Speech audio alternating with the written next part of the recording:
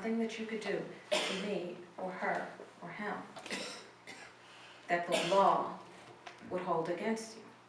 So the first step was just humanize it within the law itself. And so we had a series of amendments that began to do that. And African Americans were recognized as citizens. We were given the right to vote. We can't be enslaved. And that lasted for a very brief period of time. I was thinking today that it seems very much like the backlash that we're receiving now. Because in the wake of an African American president, we saw a strong pushback against the civil rights that have been enjoyed not only by African Americans, but by all Americans. Again, if you enslave one, you have to enslave all. If you free one, you have to free all. So, in the wake of having the first African American president, what you get is now this reverberation movement. This isn't new to African Americans. It's Jim Crow Part 2. Because the Jim Crow laws are what began to come about shortly after Reconstruction. People didn't like the idea of enslaved people having freedom. They didn't like the idea that a person that they considered, whether by law or not, to be subhuman, could sit with you and eat with you and talk with you. This is very interesting to me because African Americans come in very many shades, and that didn't happen accidentally.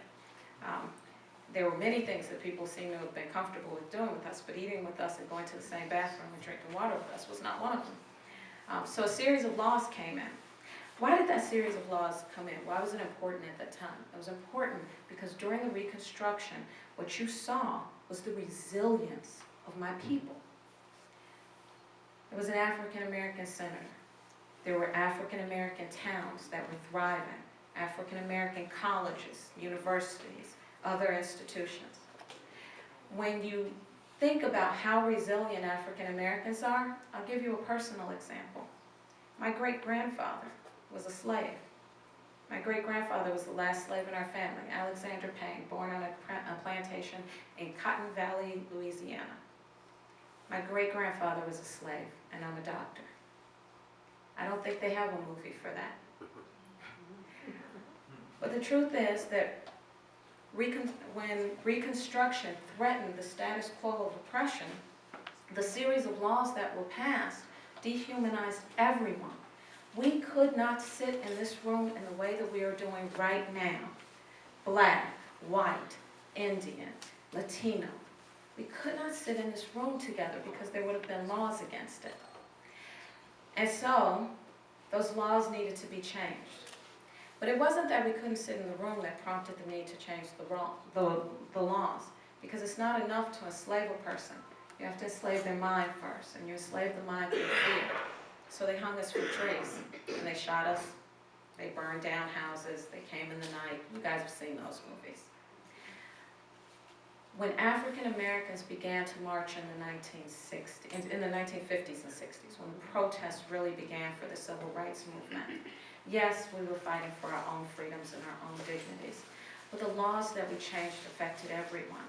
It meant that if you came to this country and you were brown, you didn't live in the apartheid type of system that remained prevalent in South Africa until not too long ago. You came into a country where you had rights, where you could marry who you wanted to marry, you could sit at the table, you could get the job that you have now. When I was training at the University of Chicago, there was a hallway that I used to walk past every day. It has the pictures of every graduating class going back to the late 1800s. And one day, it struck me what I was looking at, because usually I didn't really look at it. I just walked really fast because, you know, they don't give you much time when they want you to study. But I would walk past the wall, and every class, white people, white people, white people, white people. One day I stopped and I said, wait a minute. Because I thought that the first black guy was like this clearly African person who comes in around the 1960s, a beneficiary of the civil rights movement. The first black person is in the 1920s photo. He's doing what's called passing. He was a very fair-skinned person. I think only another African American would have stopped and said, that guy's black. But he was passing. He had to eschew his entire identity He gave up so much more than his name, I'm sure, just to be able to study there and to do what he was capable of doing. He had to assume a different identity. And so many that came over here before the civil rights movement, before the laws changed, before, on this day, Malcolm X was assassinated. Malcolm X, whose father was lynched the day that Martin Luther King Jr. was born. He didn't have, these people who have come, the many of you who have come and your families, you didn't have to give up who you were. You can wear your hijab, you can wear your dhopi, you can wear your dupatta, you can speak in your language, you can shop where you want to shop, you can eat where you want to eat, you can work in the job that you want to do. You have every single opportunity. I say to my children, when I tell them why it is that they are not allowed to fail, you are not allowed to fail because you have not earned the right to fail. The opportunities that have been set before you were bought in blood. It wasn't my blood, but it was the blood of my family members.